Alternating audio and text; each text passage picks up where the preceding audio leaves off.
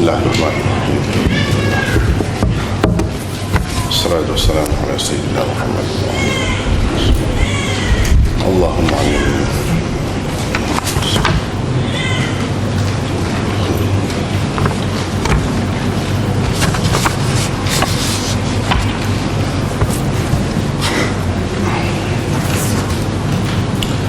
Kita itu terhenti pada usul yang ketiga, sedikit dan bincang itu terhenti. InsyaAllah kita akan sambung pada malam ini, yaitu usul yang ketiga ialah mentafsir Al-Quran dengan asar sahabat. Mentafsir Al-Quran dengan asar sahabat.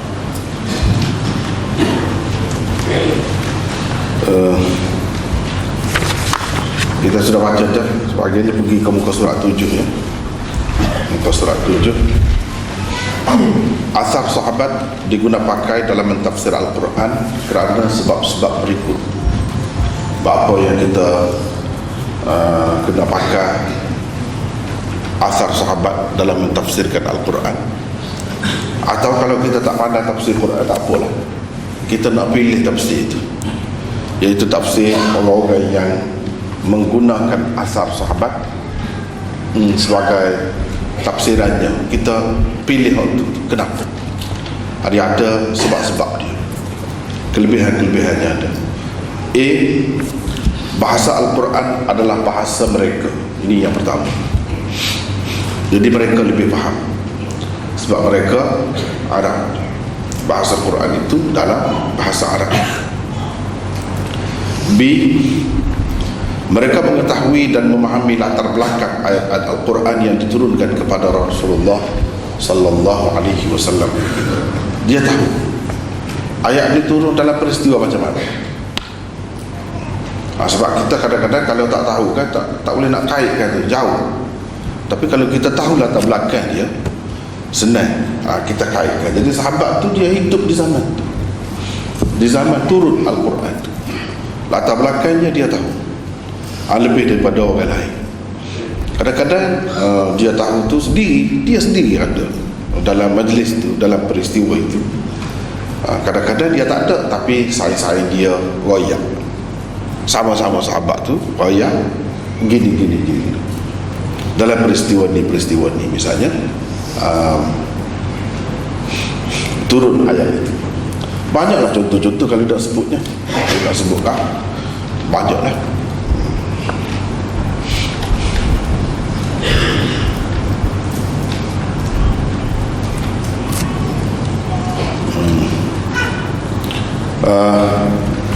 Misalnya kita kata di dalam mentafsirkan ayat nisa'ukum harthul lakum fa'tu harthakum anna syi'tum. Dalam ayat, isteri-isteri kamu adalah ladang-ladang kamu. Fa'tu harthakum anna syi'tum. Kamu boleh mendatangi ladang kamu itu anna syi'tum, bagaimana kamu mahu, atau dari mana, dari sebelah mana kamu mahu. Ayat itu tu berkenaan dengan apa? Sebab orang Yahudi kata, orang Yahudi dalam kepercayaan pokok dia, bahawa persetubuhan itu, suami isteri itu kalau berlaku dari sebelah belakang, mana salurannya sama, saluran kelahiran pula juga, tapi kok belakang, dia kata jadi juling mata. Orang Yahudi kata. Lalu turun ayat itu, tak ada menyabit apa, tak ada. Mana nak juling itu jadi juling, tidak lagu tu. Jadi anna syi'tum itu dari mana-mana, ikut mana-mana, tak apa boleh. Tuhan bagi kebebasan kepada kita. Nak pergi ke mana? Ke timur, ke barat, ke apa kau ikut, boleh. Jadi itu tafsir ini, sahabat tahu latar belakang dia. Macam mana tu ayat ni, dia tahu. Rupanya ayat ini nak menolak pahaman orang-orang Yahudi. Dan orang-orang Yahudi itu dia ahli kitab. Ahli kitab ni dia ada pengaruh dia sendiri. Orang-orang Arab amat terpengaruh dengan mereka, Sebab mereka ahli kitab maklum lah, ahli ilmu lah kita, ahli ilmu kalau zaman kita. Duk rojok ke dia, percaya tu gak gitu. Padahal tak ada nyabik, sikit abu pun tak ada nyabik. Jadi sahabat dia tahu. Dia tahu.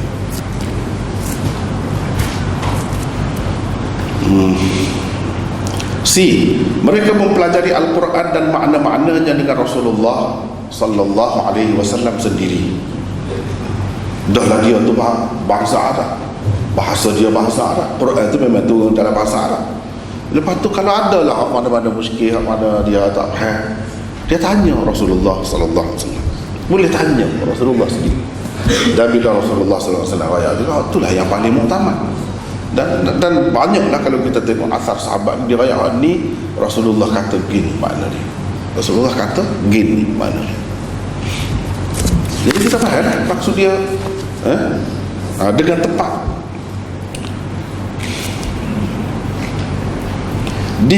Mereka sangat cermat dalam mentafsir Al-Quran. Perbezaan pendapat dalam mentafsir sesuatu ayat berlaku juga di kalangan sahabat, tetapi biasanya hanya pada lafaz sahaja.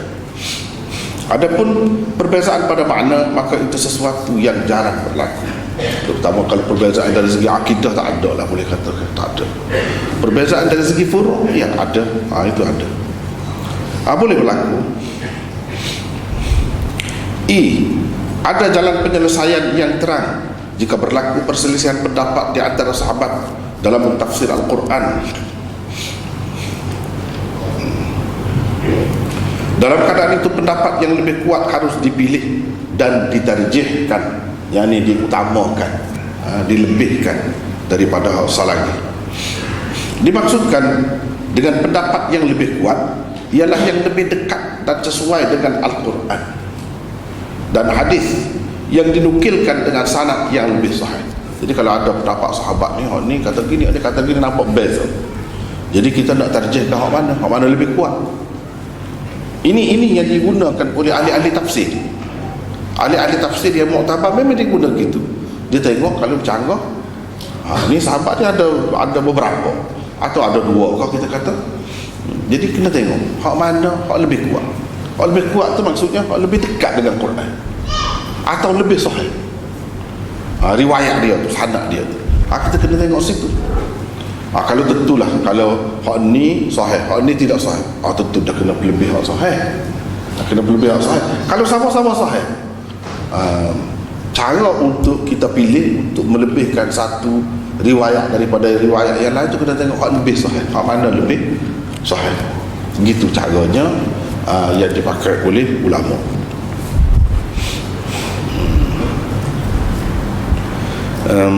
Ada kalanya tidak gitu. Ada kalanya berdasarkan logik, dikira logik. Misalnya, contohnya biasalah kita jumpa kalau dalam kita orang mengaji lah khususnya. Aula mastumun nisa, au jaa ahadum minkum minal ghaid, aula mastumun nisa falam tajidu ma'an fatayammamu sa'idan tayyiban, seterusnya ayat itu. Sebelum itu panjang sih, itu panjang, kita ambil tengah. Aula mastumun nisa. Baru ni kita dah sebut sedikit tentang Ibnu Abbas, tentang Ibnu Mas'ud. Sebelum nak bicara ni, nak ayat dulu. Hak baru ni kita tak ada ayat. Faham dah. Jadi gini, sahabat-sahabat ni lebih ni, orang hebat-hebat belakang yang menjadi rujukan dalam tafsir ni, hebat-hebat belakang. Cumanya ada orang ni aliran ni atau mazhab ni dia utamakan pelebih sahabat ni daripada orang lain. Secara umum dia pelebih ni, dia utamakan tu. Misalnya mazhab Syafi'i, kalau dalam sahabat ni dia akan melebihkan Ibnu Abbas. Ibnu Abbas adalah maha guru nombor satu dia. Gitu cerita. Dalam mazhab sebab tu banyak kalau kita perhati rujukannya, kalau di kalangan sahabat dia pergi kepada Ibnu Abbas. Kalau mazhab Syafi'i, kita kata apa Ibnu Abbas tu kan budak lagi sampai Nabi. Baru ni kita royak setengah ulama kata, Imam Ghazali kata tak aja dia terima hadis secara langsung daripada Nabi sallallahu alaihi wasallam. Ibnu Qayyim kata dak, belah-belah tak sampai 20, tapi tak banyak juga lah, padahal hadis dia beribu. Jadi hak laki-laki itu dia terima dengan siapa? Bukan secara langsung daripada Nabi sallallahu alaihi wasallam, tapi melalui sahabat-sahabat yang lain. Melalui sahabat-sahabat yang lain. Walaupun dia tidak royak sahabat mana royak dia gini-gini, kita tetap boleh pakai. Sebab ini dipanggil mursal sahabi. Mursal sahabi memang diterima di kalangan ahli sunnah, memang diterima, tak ada siapa pertikaikan. Apa lagi, semua orang tahu. Semua orang tahu, kalau orang yang belajar sejarah ni, sejarah tasyrik, dia tahu bahawa Ibnu Abbas ni adalah anak murid istimewa bagi Sayyidina Umar.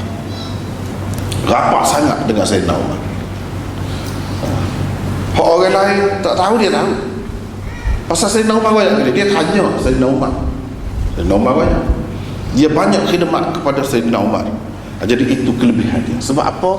Kita kata walaupun dia dah dengan Nabi ni semasa kecil, tak ada lama, tapi orang mazhab Syafi'i ini pelebih dia. Sebab apa? Sebab dia tu jadi anak murid kepada Sayyidina Umar. Sayyidina Umar ni anak murid hebatlah. Kalau kita perhatikan dalam hadis-hadis ni, Sayyidina Umar ni ibarat kalau kelas lah, kelas sahabat dengan Nabi, dia di ketua darjah. Ketua darjah Sayyidina Umar. Sebab itu rajin. Orang lain senyap, dia kata tak salah Rasulullah, dia berani kata lagu tu, tak salah. Nanti orang berpangku tangan saja tahu kerja kata muka Islam, mengucap dia masuk syurga. Dah tak salah Nabi kata. Siapa tahu tu? Dah tak salah ya? Tak salah. Nabi tu dia. Ini ketua darjah. Kalau dia royak apa-apa, Nabi puas. Seperti ketua darjah. Walaupun tidak rasmi, tak ada kata dalam mana-mana hadis, dia ketua darjah, tak ada. Tak ada. Tapi cara tu kita tahu dia ni macam ketua darjah dalam kelas Nabi sallallahu alaihi wasallam. Jadi bisalah sehingga Syah Waliullah tulis ada sendiri pun ada tulis buku, tapi tak ada siap buat dua juz. Sepatutnya 4. Sepatutnya 4 juz cerita ke fiqh Sayyidina Umar.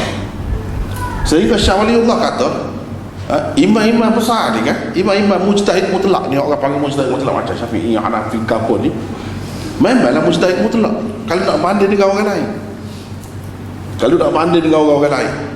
Tetapi kalau dengan Sayyidina Umar, dia dia semua dia rujuk kepada Sayyidina Umar. Sayyidina Umar tu ibu dia lebih besar lagi. Sayyidina Umar tu jadi mujtahid mutlak, dan mereka ni sebagai mujtahid muntasib. Mana genda semuanya numpai dia. Tak ada fiqh lebih banyak dan lebih meluas dari fiqh daripada fiqh Sayyidina Umar. Sebab itulah Imam Syafi'i utamakan Ibnu Abbas. Sebab Ibnu Abbas ni dia ambil banyak ilmu dengan Sayyidina Umar. Selain daripada itu, kalau dalam bab Quran ni memanglah seperti apa ni, baru ni kita sudah sebut kan, Nabi SAW doa khusus untuk dia. Doa khusus untuk dia, alimhu ta'wil, ajarkanlah dia ilmu ta'wil, yakni ilmu tafsir. Nabi doa khusus untuk dia. Pasal gini, pasal dia nampak cerdik. Memanglah manusia ni kalau dia cerdik tu, jak budak lagi nampak dah bakat dia tu. Dia sengaja pergi tidur dengan makcik dia. Ni cerita Ibnu Abbas. Makcik dia Maimunah, isteri Nabi SAW. Bila pergi situ, Nabi pergi pada giliran makcik dia pergi tidur kata. Dia pergi tidur. Dia tengok Nabi buat apa. Dia tunggu buat. Dia tunggu. Nabi bangun tengah malam, dia bangun tengah malam. Bukan budak calai-calai lah. Budak lain je dia gitu kan. Tak ada kapal dah, tidur kan dah. Dia ni tengok Nabi bangun. Inna fi khalqis samawati wal ardi wa ikhtilafil laili wan nahar la ayatin li ulil albab. Dia boleh royak. Nabi baca bukan dia. Lepas tu dia ambil air semaya, dia semaya, dia tidur lagu mana, dia boleh royak. Itu sungguh dia tu. Semasa muda lagi dia bersungguh dah. Ini kita terlebih dahulu nak royak tu dulu. Apa tu baru kita pergi pada contoh tadi. Ini Ibnu Abbas. Kalau Ibnu Mas'ud, Rujukan utama dalam mazhab Syafi'i, biar boleh sekurang-kurangnya beberapa poin malam ni kan. Rujukan utama kalau di kalangan sahabat bagi mazhab Syafi'i ialah Ibnu Abbas. Rujukan utama bagi mazhab Hanafi di kalangan sahabat, sebab Imam Abu Hanifah tu tabi'i, dekat benar dengan sahabat, dekat, dia dah jumpa dengan sahabat. Tak ada dalam Imam Hak tu hak dah jumpa dengan sahabat, dia seorang. Hak lain tak ada, hak lain tabi'i belakang. Dia dah dia hanya utamakan Ibnu Mas'ud. Ibnu Mas'ud kan dalam senarai ni ada juga ni, dalam senarai ni memang ada. Senarai ni rujukan dalam tafsir dan tok guru tafsir di kalangan sahabat ni Ibnu Mas'ud salah seorang. Dia utamakan Ibnu Mas'ud. Pasal apa? Pasal Ibnu Mas'ud tu memang lebih, memang lebih. Ibnu Mas'ud tok guru. Lepas tu dia masuk Islam awal. Nombor ni orang yang kena masuk Islam. Jadi kita panggil as-sabiqun al-awwal. As-sabiqun al-awwal. Hak masuk Islam awal-awal, dulu-dulu peringkat mula-mula ni. Kira ada nombor ni. Jadi awal benar lah. Lepas tu dia royak pula. Tidak ada satu ayat yang turun melainkan dia belajar tentang ayat tu dengan Nabi SAW. Dia tahu ayat tu turun mana, ada kaitan kena-mengena apa ni dengan siapa, berkenaan dengan siapa, dia tahu. Dia tanya berlaku Nabi SAW. Jadi kalau Ibnu Abbas kan dia bodoh, dia duduk di Madinah. Dia duduk di Madinah. Pada duduk di Madinah tu pula, ini sebab apa dia tak pilih Ibnu Abbas, dia pilih Ibnu Mas'ud. Ibnu Abbas tu baru pergi tahun yang ke-8, tahun yang ke-8 paling cepat ke Madinah. Sebab dia masih budak lagi, dia duduk dengan ayah mak dia Mekah. Abbas tu tak Islam lagi. Abbas tu baru Islam pada tahun yang ke-8 dengan isteri dia Ummul Fadl, mak Ibnu Abbas tu. Maknanya lepas pada tahun yang ke-8 tu pembukaan Mekah, Nabi pergi kuasai Mekah, jatuh ke tangan Islam. Lepas pada tu Nabi tengah jalan tu macam-macam lagi peristiwa berlaku, perang sana sini lagi, perang Hunain, perang Gotu, Goni, banyak lagi. Kira-kiranya mengikut ahli sejarah je sampai ke Madinah tu tahun yang ke-9. Pada tahun yang ke-9 beberapa tahun je Ibnu Abbas ni duduk dengan Nabi nya, bukan daripada awal hijrah lagi, tak. Tapi kalau Ibnu Mas'ud masa hijrah, sebelum hijrah, masa di Mekah lagi, duduk sekali dengan Nabi SAW, duduk khidmat kepada Nabi, pergi mari dengan Nabi, sehingga dia panggil dia ni sahibun na'lain, orang yang jaga kasut Nabi, selipar Nabi, kau kasut Nabi, kau dia lah je. Nabi pergi mana-mana, misalnya kita kata alik tu, dia pecah kasut, dia pegang kasut. Boleh jadi Nabi nak dekat dia ni, aku nak pergi kot ni, dia pergi letak kasut alik tu. Dia pergi letak kasut itu. Jadi Nabi tak payah dah pergi ambil kasut kot jauh. Dia khidmat tu. Lepas tu batal wisada, sahibul wisada juga batal Nabi dia bawa. Mana dia khidmat tu, khidmat kepada Nabi ni sampai begitu. Dalam perjalanan bila Nabi nak tidur, dia pakai, dia letak batal biar Nabi tidur. Rapat benar lah. Lepas tu dalam rumah Nabi dia keluar masuk tu, sehingga orang luar anggap ni macam dia ni sebahagian daripada ahli keluarga Nabi. Mesra je keluar masuk, tak ada tala lah kata nak masuk pergi rumah Nabi tu. Orang anggap macam kamar kau dia ni keluarga Nabi, rupanya orang lain, sahabat biasa tu juga. Sampai begitu mesra dia dengan Nabi SAW. Lepas tu dia ni tunggu pula lama, dan dia ketika mati dah dia terima Islam, dia faham belaka dah. Ibnu Abbas ni mengikut demo tu lah, bagi dia lah, bagi pendapat dia. Ibnu Abbas ni ke mana-mana pun cerdik setara mana pun tetap budak. Dia tidak sama dengan orang tua dari segi faham tu, dari segi pemahaman, terutama orang tua yang cerdik pula seperti Ibnu Mas'ud. Lepas tu Ibnu Mas'ud itulah lama dia hidup tu duduk mengajar, memang ditugaskan di zaman mana-mana pun dia sebagai guru. sebagai guru. Jadi kekiranya yang terlibat dengan ilmu banyak dia. Sebab itulah Imam Abu Hanifah rujuk kepada Ibnu Mas'ud. Kalau mazhab Malik, rujukan utamanya di kalangan sahabat ialah Ibnu Umar, anak Sayyidina Umar. Anak Sayyidina Umar sendiri. Itu rujukan utama dia. Sebab tu kalau kita tengok dalam Muwatta Imam Malik, memang banyak riwayat Ibnu Umar. Memang banyak. Sebab apa dia utamakan Ibnu Umar? Sebab Ibnu Umar ni dia kemudiannya setelah dia tua, sahabat-sahabat lain ramai tak ada. Kemudiannya dia anggap sebagai maha guru di kalangan sahabat, Syekhus Sahabah.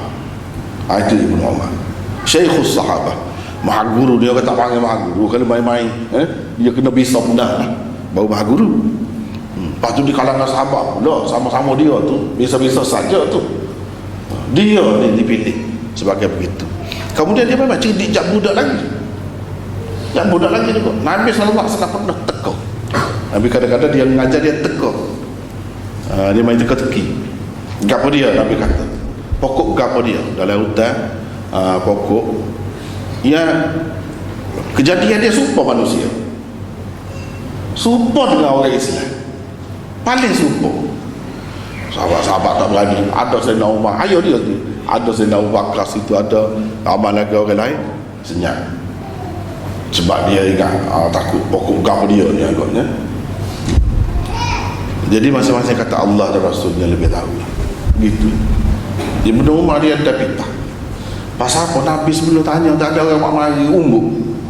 Umbuk kan, umbuknya umbuk apa di pokok kurma. Dia ada umbuk dia. Ada orang mak mari umbuk. Di situ. Lepas tu Nabi tanya tu. Jadi dia kait, betul pun dia kait. Ini umbuk. Nabi tanya. Dia pun dia nak royak dah. Pokok kurma lah, pokok tamar. Dia nak royak dah. Lepas tu dia mikir. Orang tua ramai dia jadi nampak. Litah orang tua pula, kata kurang beradab pula. Jadi dia tak jawab. Dia senyap. Tapi dia nampak dah waktu tu. Lepas halang balik tu jalan dengan ayah dia. Dia kata, dia royak ke ayah dia lah sebenarnya sayanya nampak dah Rasulullah saja nak royak lah. Tapi ingat kau orang tua ramai, jadi tak jadi royak lah. Allah kata dia apa tak royak, kata dia. Kalau royak ayah bangga lah, suka lah. Seorang ayah kan, kalau anak ni jadi suka benar. Itu dia cerdik dia tu pada masa kecil lagi. Ini Ibnu Umar. Ini kalau mazhab Malik kan rujukan utamanya Ibnu Umar. Kalau di kalangan mazhab Ahmad, hak utama rujukannya di kalangan sahabat ialah Abdullah bin Amr bin Al-As. Ini rujukan utama. Abdullah bin Amr bin Al-As ni pun bukan calang-calang orang juga, hebatlah. Khatam Quran dan Ali. Khatam Quran dan Ali. Ingat Quran. Tiap-tiap hari, tiap-tiap malam dia mesti habis Quran. Dan dia berjanji dengan Nabi sampai mati dia nak buat lagi. Mula-mula dia nak puasa tiap-tiap hari. Rasulullah tak boleh. Rasulullah kata puasa sebaik-baiknya ialah puasa Daud. Tak boleh gidah. Puasa Daud. Puasa sehari tak puasa sehari. Puasa sehari tak puasa sehari. Gila-gila lagi. Dia pun tak ada agak dan Nabi kata begitu. Kalau nak kira dia nak puasa dan nak ada. Kuatnya dia ni terkenal dengan ahli ibadat dan ahli ilmu. Ahli ibadat dan ahli ilmu, dan dia tak suka ayah dia ahli politik. Ayah dia ahli politik. Amr bin Al-As tu hebat benar lah. Ahli politik besar. Dia lah yang menakluk Mesir tu, orang Mesir terhutang budi sampai kelan ni kepada ayah dia lah.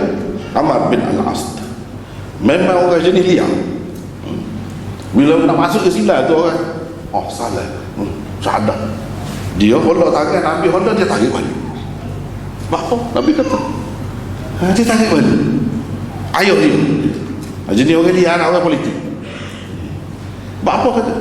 Nak tanya dulu, kata dia. Ada tanya biar puas hati. Macam mana dengan dosa-dosa kita buat dulu, kesalahan-kesalahan kita kalau kita masuk Islam? Nabi kata bila masuk Islam ni gugur habis dulu. Al-Islam yahdimu ma kana qabla. Islam menggugurkan, merobohkan segala apa yang berlaku dahulu. Dosa lah mana pun gugur. Baru dia ada tangan. nocap baru dia pes itu. Jadi Abdullah ni anak dia ni kuat sangat ibadat. Dia tak boleh tidur tengah malam, pernah dia tak boleh tidur tengah malam nak ibadat. Tapi Nabi larang, macam Nabi larang tak boleh nikah, pernah tak boleh nikah. Nabi larang, tak boleh lagu tu. Aku ni hak paling bertakwa, aku hak paling takut pada tu aku nikah. Aku bangun tengah malam, aku tidur juga, dan aku ada ketika puasa, ada ketika tak puasa. Tak boleh lagu tu. Dan siapa-siapa tak ikut sunnah aku, dia bukan daripada aku, Nabi kata. Hak tu lah tubik hadis tu. Kifuk dia ni lah nak, termasuk salah seorang Abu Bakar pun nak begitu. Kuat je sahabat dia memikir akhirat kan, siapa gitu. Tapi dah Nabi tak bui hidup cara supaya kita tengok dalam sejarah lagu mana. Jadi Abdullah bin Amr bin Al-As ni memang seorang cendekiawan di kalangan sahabat. Dia bukan sahaja alim Quran, alim kitab Yahudi Nasara tu, dia alim juga. Sehingga kadang-kadang orang jadi berhati-hati sikit dengan dia tu, takut-takut dia campur masa dia cerita tu antara hadis dengan Israiliyah, dengan ajaran ahli kitab. Takut jadi bercanda. Setengah-setengah orang tak berapa senang dengan dia tu sebab dia ahli dua-dua kan. Susah juga kadang-kadang jadi campur. Itulah dia Abdullah bin Amr bin Al-As. Itu rujukan dalam mazhab Ahmad. Balik kita kepada tadi kita bayangkan rujukan utama bagi mazhab Syafi'i ialah Ibnu Abbas, rujukan utama bagi mazhab Hanafi ialah Ibnu Mas'ud. Tapi dalam ayat yang kita baca tadi, aula mastumun nisa, Ibnu Abbas kata la mastumun nisa itu mana? Bersetubuh. Bukan maknanya sentuh perempuan, setubuh. Jadi tak boleh semayang. Kalau kita baca ayat tu, ya ayyuhalladzina amanu la taqrabus salata wa antum sukara hatta ta'lamu ma taquluna wa la junuban illa 'abiri sabilin hatta taghtasilu wa in kuntum marda aw 'ala safarin aw jaa'a ahadun minkum minal gha'id aw lamastumun nisa falam tajidu ma'an fatayammamu sa'idan tayyiban famsahu biwujuhikum wa aydikum. Panjanglah ayat tu. Jadi dia cerita dia Tuhan tak boleh semayang kalau tak ada, tak suci. Dalam keadaan mabuk tak boleh, dalam keadaan berhadas kecil lagu mana? Pergi buang air. Au jaa ahadun minkum minal gha'id, mari daripada tempat buang air. Maknanya batal lah air semayang. Au lamastumun nisa, ataupun kamu situ. Ibnu Mas'ud kata sentuh orang perempuan. Yang ni ada air semayang batal juga. Kena ambil air semayang semula lah, air semayang. Tapi Ibnu Abbas kata tidak. La mastumun nisa tu makna dia je tubuh, bukan sentuh saja. Ada beza kan pendapat Hanafi dengan Syafi'i ini. Syafi'i kata kalau sentuh perempuan batal saya. Dia pegang ayat tu lah, dia pegang Ibnu Mas'ud. Jadi ayat Ibnu Mas'ud padahal hanya sekala dia rujuk kepada Ibnu Abbas. Tapi dalam bab ni dia rujuk kepada Ibnu Mas'ud. Dan Imam Abu Hanifah ni hak ni sekala dia rujuk kepada Ibnu Mas'ud, dalam bab ni dia rujuk kepada Ibnu Abbas. Hak kata setubuh. Kalau tak ada air, tak dapat air, kena tayamum. Tuhan kata nak mengangkat hadas kecil atau hadas besar. Jadi dari segi sahabat sekarang ni sudah bercanggah ni. Hak ni kata setubuh, hak ni kata setuh. Hak mana hak lebih tepat, hak lebih betul? Masing-masing pilih hak tu. Tapi kalau kita nak kira, nak bahas dari segi bahasa, dari sudut nasabahnya, kalau bagi ada lah, bagi saya lebih tepat Ibnu Abbas tu dengan makna setubuh. Sebab apa? La masa, kalau orang belajar bahasa Arab tahu ni, la masa yulamisu mula masa, saling bersentuh dua pihak, bukan satu pihak. Kalau la masa tu bagus sentuh satu pihak. Ni dua pihak lagu mana? Ni kalau orang sentuh, laki sentuh kau, perempuan sentuh kau, ikut salah seorang tersentuh kau, no, tak berlaku. Tu dia kata tak. Setubuh ni dua pihak lah, bukan satu pihak. Dah ni nak cerita, jadi berhadas besar. Sebab kalau kita kata ni nak cerita tentang berat, kalau kita kata sentuh mata Ismail, bermakna cerita tentang hadas kecil berlaku sepanjang. Tadi mari daripada rakyat tempat buang air, maknanya kita sudah batas air semaya. Hadas apa? Hadas kecil. Sentuh orang perempuan, hadas apa? Hadas kecil juga. Jadi tidak ada pembahagian. Tidak ada pembahagian. Sedangkan boleh tayamum ni orang berhadas kecil dan orang berhadas besar. Mana contoh berhadas besar dalam ayat tu? Tak ada.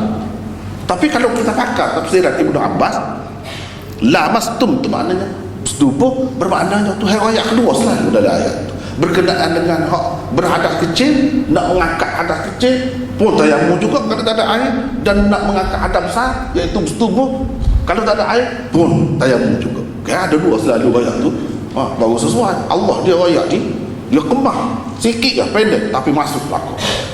Tapi kalau kita ambil hak tu, ya sah saja cara nak mengangkat hadas kecil dalam keadaan tak ada air. Tayamum ni sesoalan untuk mengangkat hadas kecil. Kalau hadas besar kena cari lain. Sedangkan kita kata hak sesuai dengan kalam Allah, Quran ni dia kemah bahasa dia, hak sepatut-sepatut moleknya letak kedua-dua sekali situ lah panduannya. Kalau tidak orang tak dapat panduan.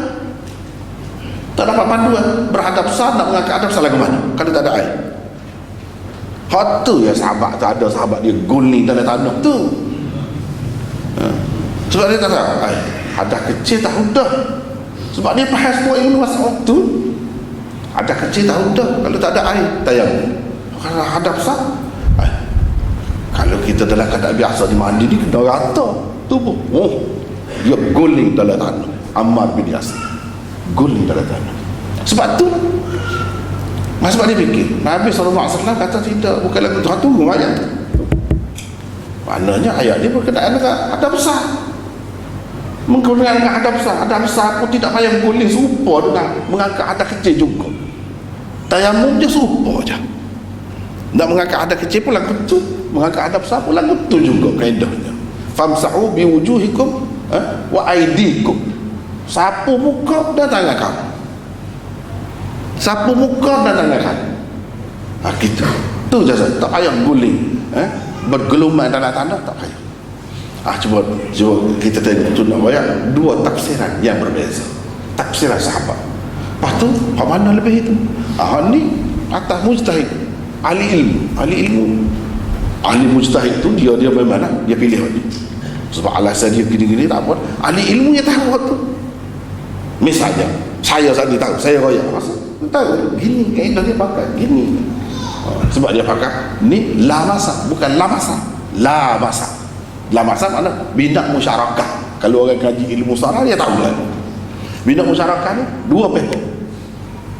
Setubuh seorang jadi tak? Setubuh tak jadi. Dia kena dua pihak. Dua pihak. Itu maksud la masa. Dia tidak kata la masa. Walaupun orang kata ada kiraat gitu, kiraat lagu tu buah baca dia lagu ni la masa. Hak ni hak jelas ni, hak tulis dalam Quran, hak bayar dalam Quran je lagu tu. Itulah contoh perbezaan sahabat nak ayatnya.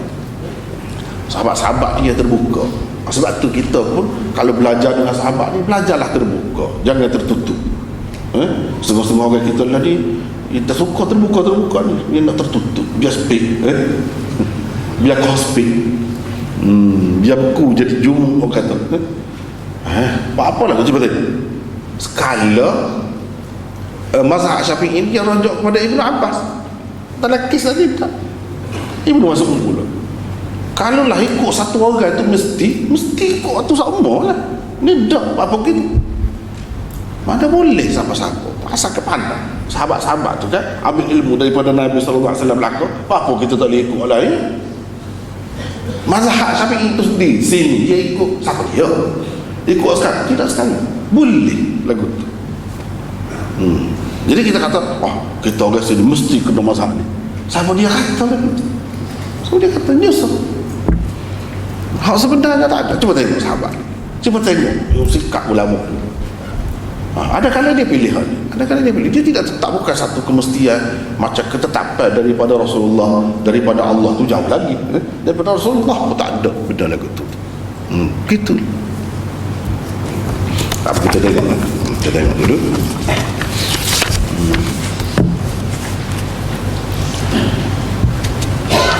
F. Ijma' mereka merupakan hujah dalam syariat. Ijma' sahabat ni hujah dalam syariat. Jangan main-main.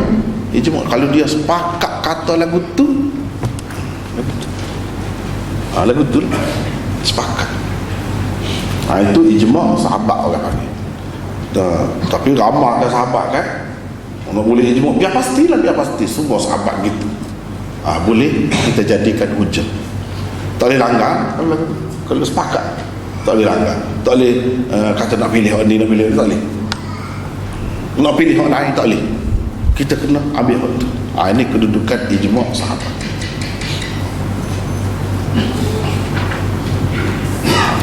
Antara peribadi yang terkenal sebagai imam dalam tafsir Al-Quran di kalangan sahabat ialah 10 orang berikut. Jadi kita sudah bila dah bangun ni, masa ni lah, termasuk salah seorangnya Ibnu Abbas. Antara contoh tafsir Al-Quran dengan asar sahabat ialah tafsiran Ibnu Mas'ud terhadap rangkai kata lahwal hadis. Wa minan nas man yashri lahwal hadis.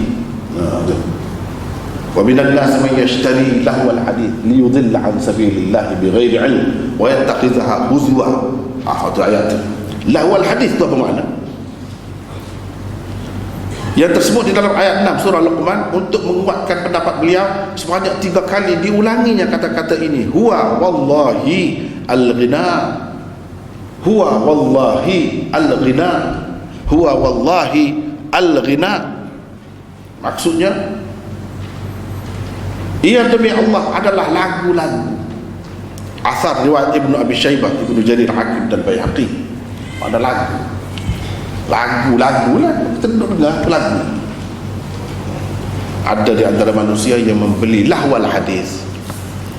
Lahwal hadis asal makna dia ucapan yang melegakan. Apa dia ucapan yang melegakan? Macam-macam pendapat. Ulama bahkan sahabat ni kata gini, ni kata gini. Ibnu Mas'ud kata lagu. Lagu tak boleh tak? Tu ada sampai Nabi duduk lagu tu. Banyaklah perincian pula. Tapi ini nak ayatnya pendapat dia. Jadi pendapat dia ni, kalau kita tengok kepada konteks dia, asal tu ayat tu nak cerita ni macam mana orang kafir ni, dia nak suruh orang-orang Islam ni tak dengar ceramah Nabi sallallahu alaihi wasallam atau ajaran Nabi sallallahu alaihi wasallam, tak dengar, macam-macam dia buat cerita, dia buat, dia ganggu. Misalnya orang tahu Nabi nak mengajar malam ni, misalnya kita kata, dia pun buat lah sana, main gotu, main goni, joget lah, lagu lah. Lepas tu ada yang buat mari buku-buku daripada Parsi, daripada mana-mana, cerita 1001 malam lah. Pakai duduk bercerita macam-macam lah. Sebab kita kan macam-macam menek tu, macam-macam menek sampai dulu wayang kulit, ngoyong, macam-macam sampai gitu. Learning macam-macam, konsert itu, konsert ini, yang dalam akal tu kita tidak sedar waktu tu perancangan musuh nak suruh orang Islam laku dalam bentuk main gotu, main goni, sokai itu, sokai ini. Hak tu dah tu Pak Ibnu Mas'ud ya. Hak yang dilakukan di zaman Nabi dulu supaya orang ni tak pergi. Jadi sebab manusia ni kan nafsu dia suka benda-benda lagu tu kan. Dengar, tengok, lalik, boleh suka, terlepas Pak Nabi SAW. Itu maksud dalam cerita tu. Apa ni, peristiwa zaman Nabi SAW. Bagaimana orang kafir nak halal orang-orang ni daripada dengar ajaran Nabi SAW. Gitulah cara dia buat. Ya, tak apalah, kita terima, kita sedar lah waktu. Lepas tu nak dengar lagu, dia tak boleh langsung dah kau. Kena tengok lain pula, kena tengok pendapat macam Ibnu Hazm. Dia kata hak ni dia kata maksud dia ni orang ada perancangan nak buat lagu tu, bukan lagu tu sendiri tu tak boleh, muzik kok bukan tak boleh, dia kata. Pula dia faham pula hak tu memang ada perancangan liyudilla an sabilillah, untuk menyesatkan orang, ada tujuan tu. Wa yattakhidha huzwa, dan untuk menjadikan agama ni sebagai bahan olok-olokan. Dengan maksud tu, kalau tak ada maksud tu tak apa kata dia. Dan kalau selagi tidak melalaikan, tidak melekokan, bahaya ulama-ulama. Sebab apa? Ada orang lain kata golongan ni lahwal hadis dengan makna golongan. Jadi macam-macam tafsiran ni. Tapi kita kena tahulah, di sebalik pendapat seseorang sahabat tu dia ada benda tu. Terutamanya berkait dengan perancangan ni, kita kena ambil tahu. Sebab musuh-musuh macam-macam cara dia nak pitah manusia ni daripada ikut agama Allah, macam-macam cara dia nak meleka ke manusia. Jangan nakir tu memang tetap ada kebenarannya. Cuma periji aja gini-gini, kalau tidak gini tak termasuk, itu cerita lain lah. Tu cerita lain. Tetapi kena terima hak dia sebut ni memang ada asasnya dan memang selalu diguna bila-bila masa pun, di mana-mana pun. Dia joget lah, talian bogel lah, macam-macam. Inilah benda-benda yang menarik perhatian orang. Jadi leka lalai, tak mengaji, tak ikut agama, tak pergi dengar ceramah misalnya agama. Sebab apa? Leka dengan benda-benda tadi.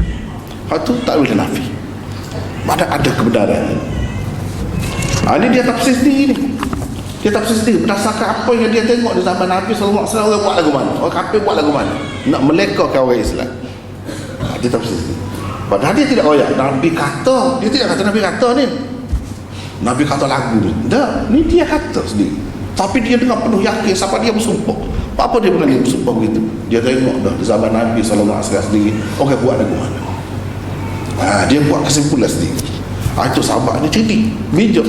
Jadi hal ni Ibnu Mas'ud tafsir. Ini satu contoh daripada Ibnu Mas'ud. Yang kita kalau boleh nak cepat-cepat ada orang tak sabar-sabar nak menunggu hak mana tafsir yang sebenar. Hak kita nak buat, hak kata teknik kita, ada beberapa kali tanya bila nak. Iyalah, ada kata ramai orang peserta kita ni macam-macam latar belakang dia kan. Kalau kita main lagu tu selalu kan, penat kan lagu tu, letih. Takut jadi ngantuk pula. Jadi kita slow-slow lah, tapi kalau boleh kita cepat sikit Ayat keempat, tafsir Al-Quran dengan asar tabi'in. Ini selepas sahabat tabi'in. Inilah generasi umat Islam yang bawa Islam, bawa ajaran Nabi SAW sehingga kemudiannya sampai kepada kita. Inilah orang yang bertanggungjawab. Ia disebut, dipuji di dalam Quran. Ini ada. Sumber keempat tafsir Al-Quran ialah tafsir tabi'in dan pendapat-pendapat mereka, dengan syarat ia sampai kepada kita, yakni umat, melalui saluran nukilan yang sahih. Semua ni mana-mana pun nak sahih. Kalau tak sahih tak boleh. Tak sahih tak boleh. Tak ada jaminan lah. Ada jaminan kalau sahih. Terutamanya asar tabi'in dari kalangan murid-murid Ibnu Abbas radhiyallahu anhu, seperti Mujahid, Ikrimah, Qatadah, Hasan Basri, Ibnu Sirin dan lain-lain. Terutama anak murid dia ni kita kena utamakan, kita kena utamakan riwayat dia. Kena ambil kira sangat. Kena ambil kira riwayat anak murid Ibnu Abbas itu. Dan kita ingat sekarang lagi orang kita ni kan, dia nak kalau untuk lebar, untuk alim, tapi kemudian dia beza, dah banyak dah beza sampai dulu kan. Dia nampak orang alim tak erti mereka, tak boleh politik tak erti. Itu satu kesilapan sebenarnya. Kalau kita baca sejarah, Ibnu Abbas ni siapa? Tu guru Quran siapa? Dia ni gubernur di Basrah ni, gubernur ni menteri besar lah, tapi orang tak tahu, orang tak tahu Johor tu. Ni Hasan Basri, ada murid dia, siapa? Hasan Basri ni gubernur Khurasan, menteri besar Khurasan. Orang tahu dia orang sufi, orang tahu dia ahli fiqh. Dia menteri besar Khurasan, dia luah Bukhara, Kabul, Afghanistan tu semua tu masuk, Naishapur semua tu masuk Khurasan sama gitu. Dia lah jadi gubernur ni Hasan Basri ni. Orang tak tahu. Orang duduk tunjuk dia ni sebagai orang sufi, padahal dia hanya pemerintah, ahli politik besar.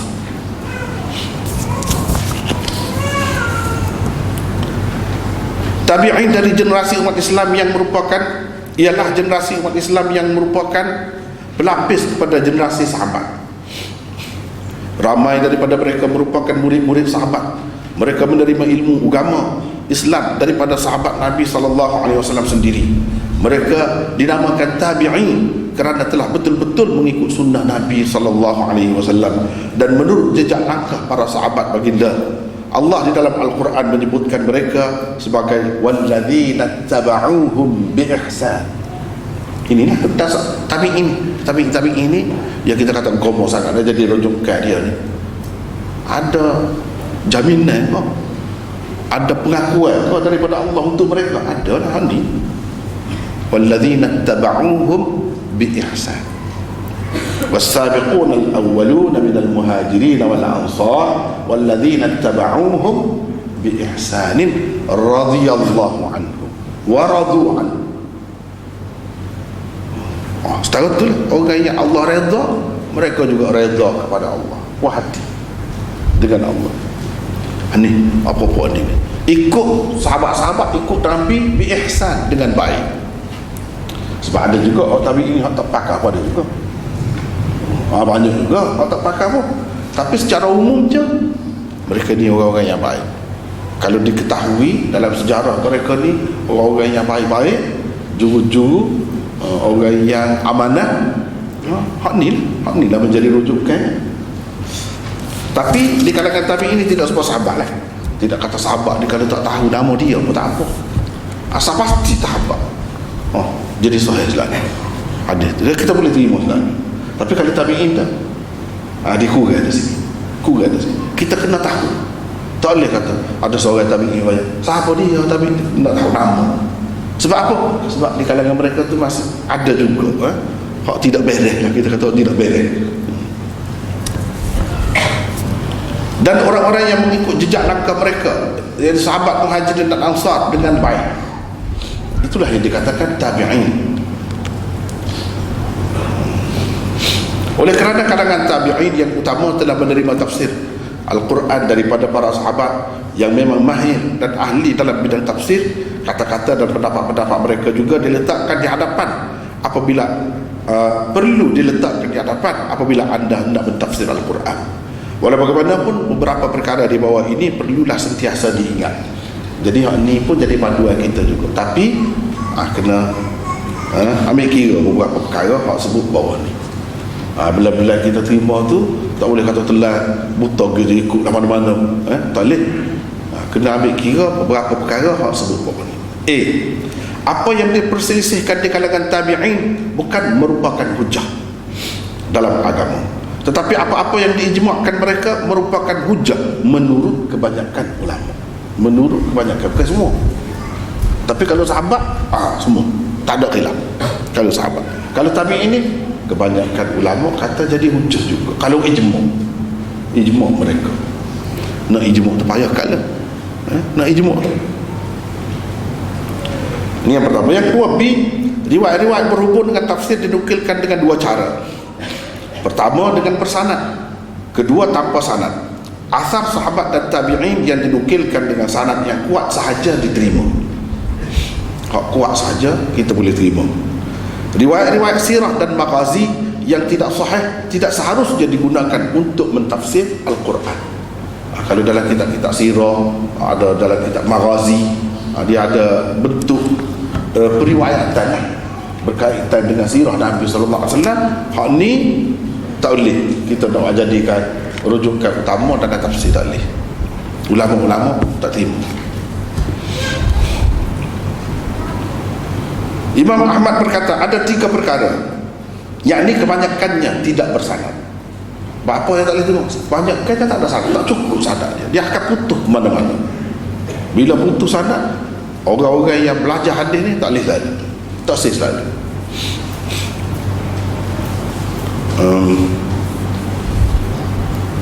Imam Ahmad berkata tidak bersanad. Tafsir, riwayat-riwayat dalam kitab-kitab tafsir banyak tak ada sanad. Malahim, mana cerita-cerita peperangan, dan maghazi, iaitu sirah Nabi SAW. Sebabnya Imam Ahmad berkata begitu kerana kebanyakan riwayat berhubung dengannya, kalau ada pun sanadnya ia sama ada munqati' atau mursal, putus sanad dia. Sebab itu Imam Ahmad kata tak boleh pakai untuk buat tafsir, jadikan tafsir muktabar, tak boleh pakai kecuali setelah kita pastikan memang ada sandaran atau sanad yang kukuh, yang kuat, baru boleh. Kalau tidak, tak boleh. Semata-mata ada dalam kitab tafsir kita kata tak boleh. Ramai orang duduk keliru, dia kata tafsir Ibnu Abbas kesuh Tadwirul Miqbas, Tadwirul Miqbas min tafsir Ibnu Abbas tu, hak tu sebenarnya setengah orang kata nyoh, dia sebenarnya silsilatul kadhib, sanad dia tu orang pelawak saja ada, tak boleh pakai hak tu. Hak sebenarnya tafsiran Ibnu Abbas hak betul-betul sahih, tafsiran dia lah tak sampai 100, tak sampai 100. Jadi kita kena ambil mana? Bukan ambil situ. Sebab dalam sanad tu ada Suddi lagi ada Muhammad bin As-Sa'id Al-Kalbi lagi ada. Ini menyebabkan sanad itu dhaif jiddan, orang panggil dhaif telajam, tak boleh pakai. Walaupun namanya tebal ke baik, tak tafsir, tak boleh. Jangan rujuk situ, jangan percaya itu sebagai tafsiran Ibnu Abbas, kecuali kalau ada di dalam kitab-kitab yang sahih, misalnya dalam Bukhari, dalam lain-lain yang disebut Ibnu Abbas tafsir gini-gini dengan sanadnya juga boleh lah. Mana-mana ada dalam tempat sesuai dengan lain, nak pakai waktu saja, tak tengok lah, tak boleh, tak boleh kitab tu. Sebab ulama-ulama kata tak boleh dipertanggungjawabkan. Banyak sekali terdapat percanggahan dan pertentangan dalam itu, dan banyak juga yang tidak sesuai, tak pernah sama Ibnu Abbas royak benda lagu tu. Gitulah benda ni.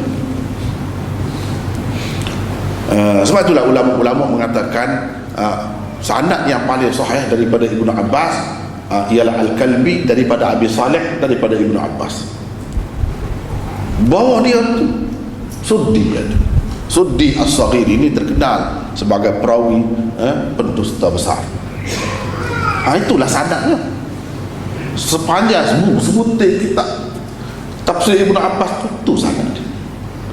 Jadi orang-orang yang berpandukan hadis di tafsir itu, apalagi banyak pertentangan di dalam itu. Jangan kita keliru, jangan kita ingat nak senang dalam ni banyak terkumpul Ibnu Abbas, tak boleh gitu, tak boleh gitu.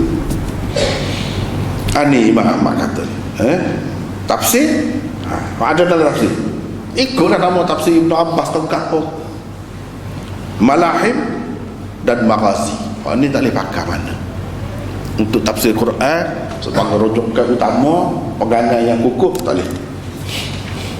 Di bawah ini dikemukakan dua contoh tafsir dengan asar tabi'in dalam mentafsirkan firman Allah yang terdapat di dalam ayat 31 surah An-Nur, iaitu awit tabi'ina ghairi ulil irbati minar rijal awit tifl dan seterusnya.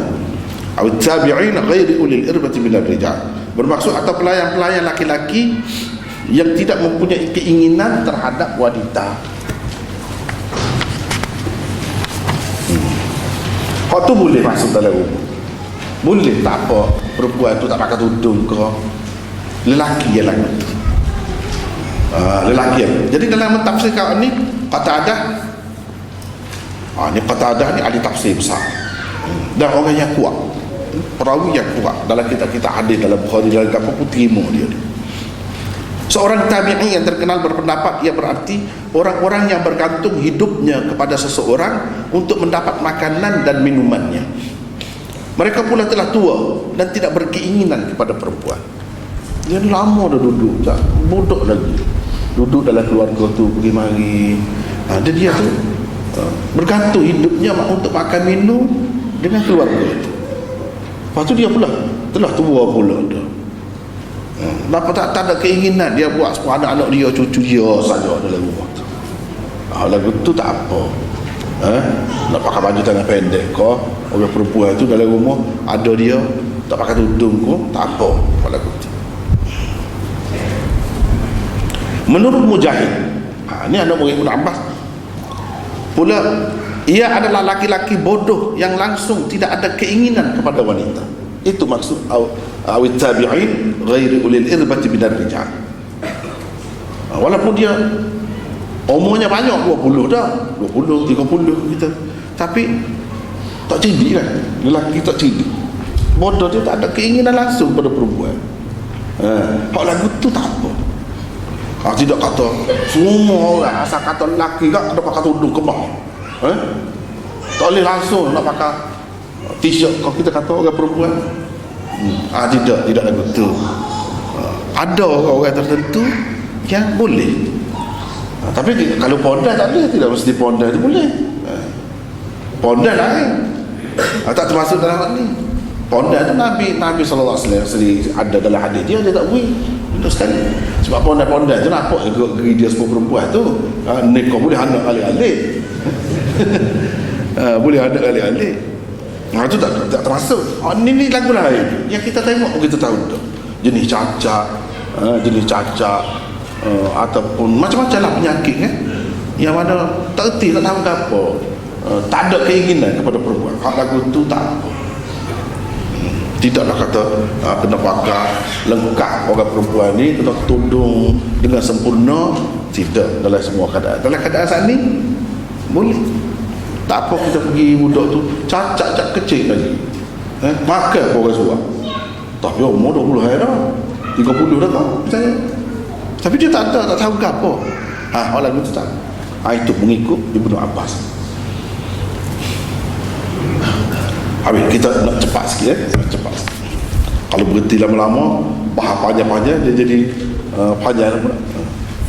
Yang kelima, tafsir Al-Quran berpandukan kaedah-kaedah bahasa Arab.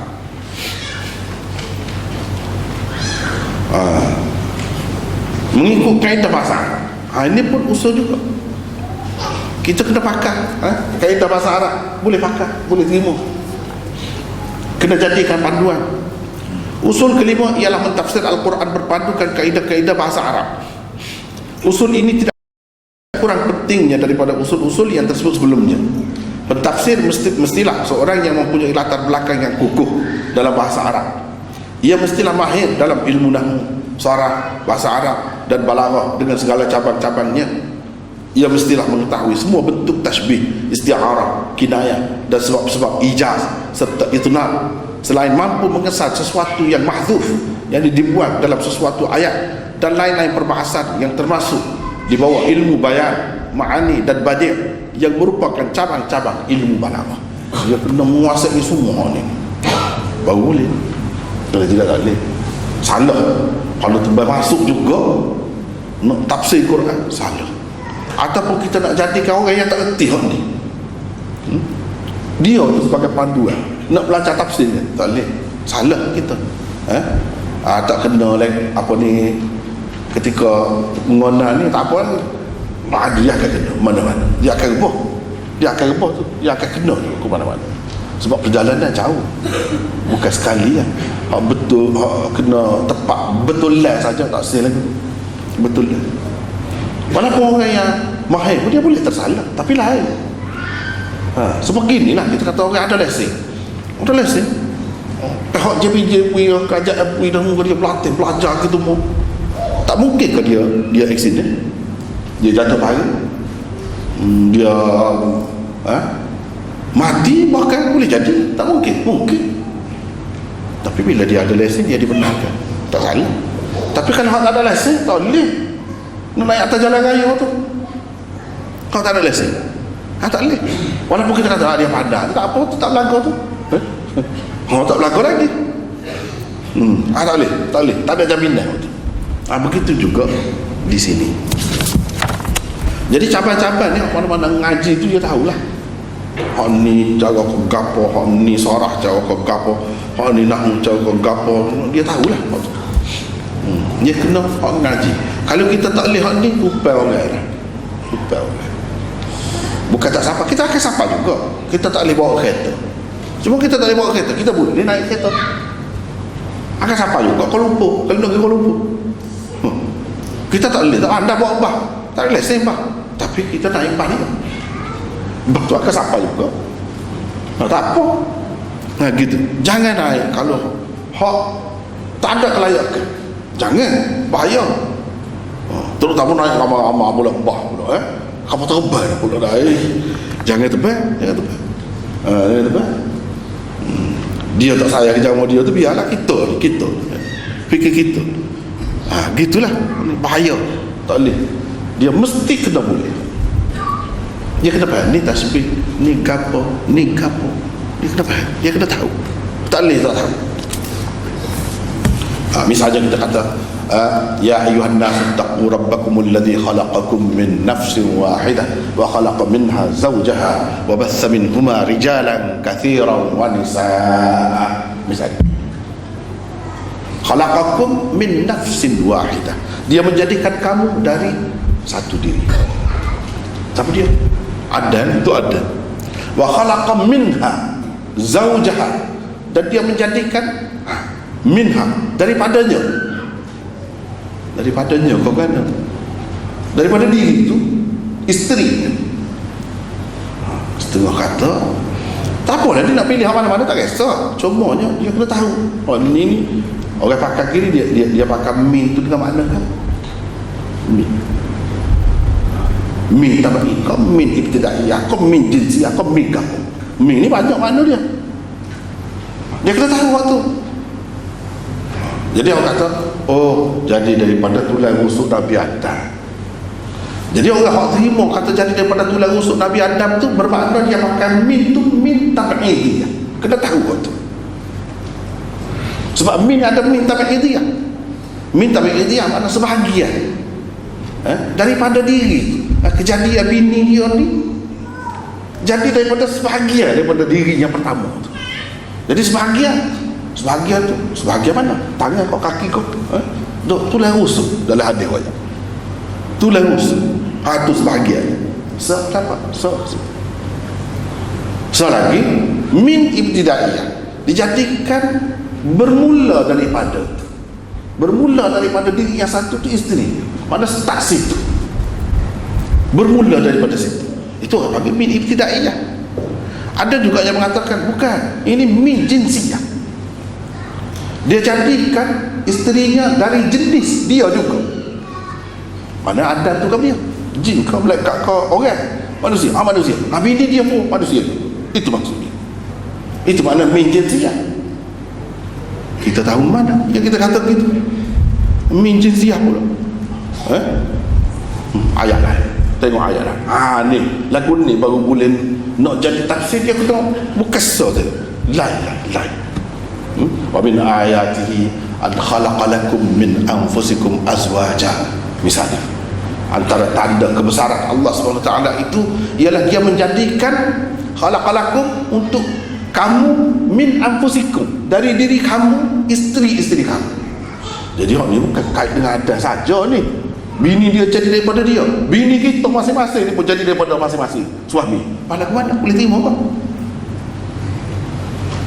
Boleh terima kau? Hak mana-mana nikah ni kan, bini dia tu jadi daripada tulang rusuk dia.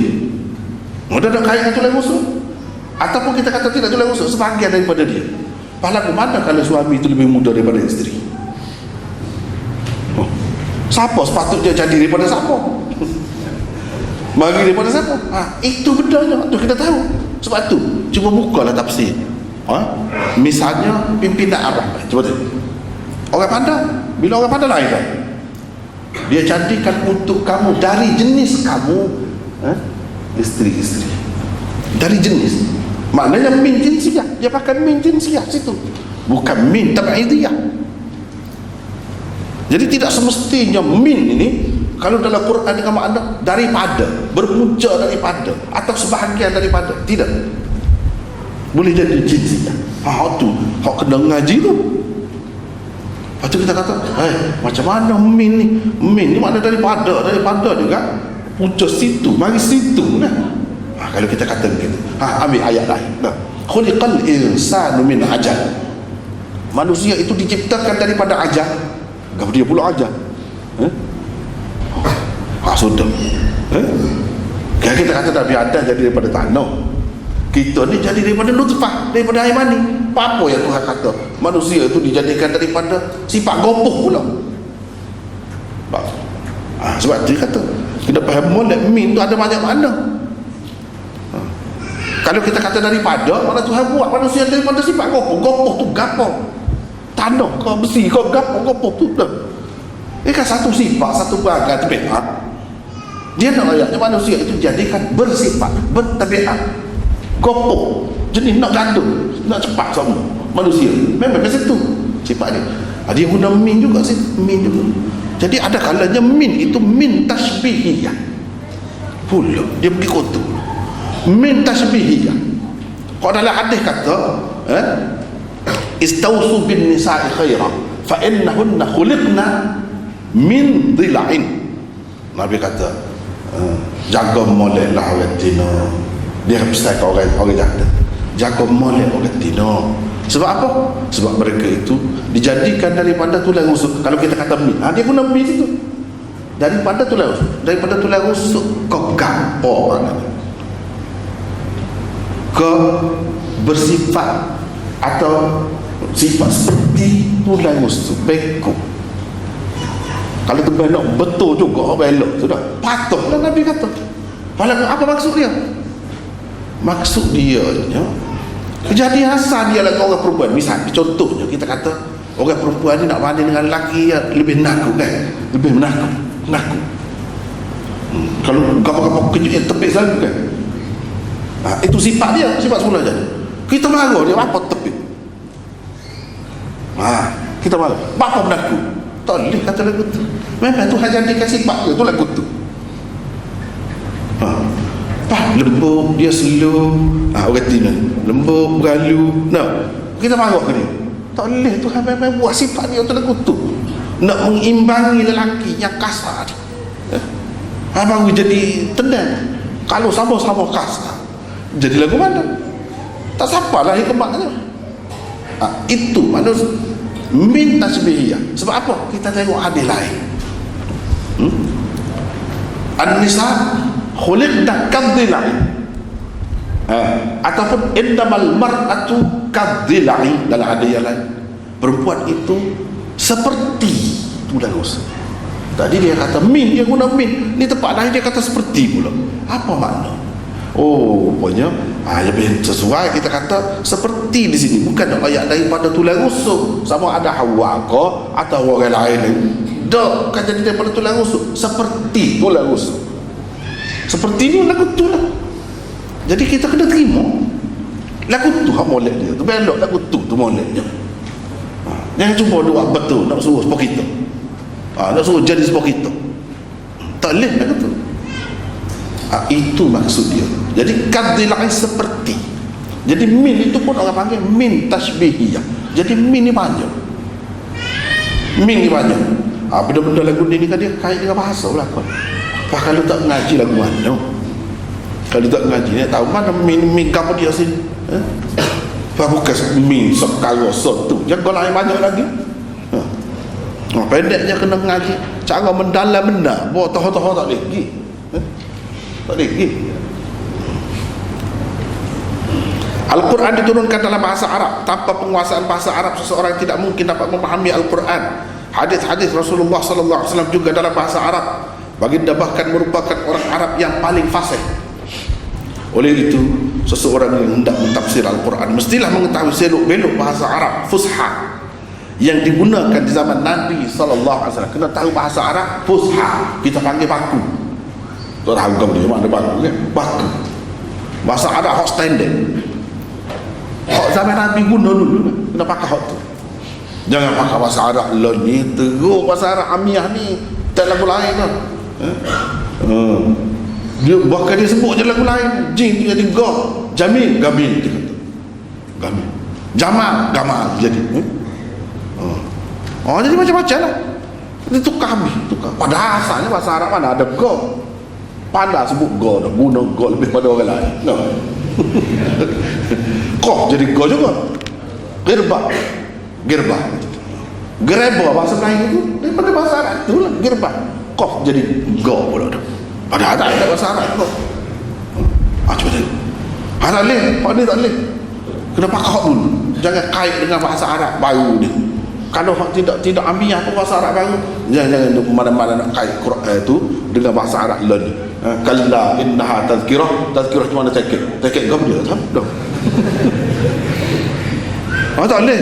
Tak pernah ada sampai Nabi pun tazkirah tu dengan makna tekek. Tak ada. Kena pakai bahasa Arab tu. Walaupun dalam bahasa Arab baru mana? Tak boleh. Gitu. Wajaat sayyaratun fa'arsalu waridahum fa'adla dalwa. Sayyaratun kita mana kereta. Tak boleh, tak ada sama Nabi kereta. Jadi sayyaratun dalam Quran tu sama sekali tak boleh kita pakai dengan makna kereta. Maka dengan makna yang lain lah. Orang-orang kumpulan yang berjalan kaki, itu maksud. Kita tak boleh nak pakai bahasa lain dah, bahasa maju kan lah ni. Kita nak elak orang, tak boleh.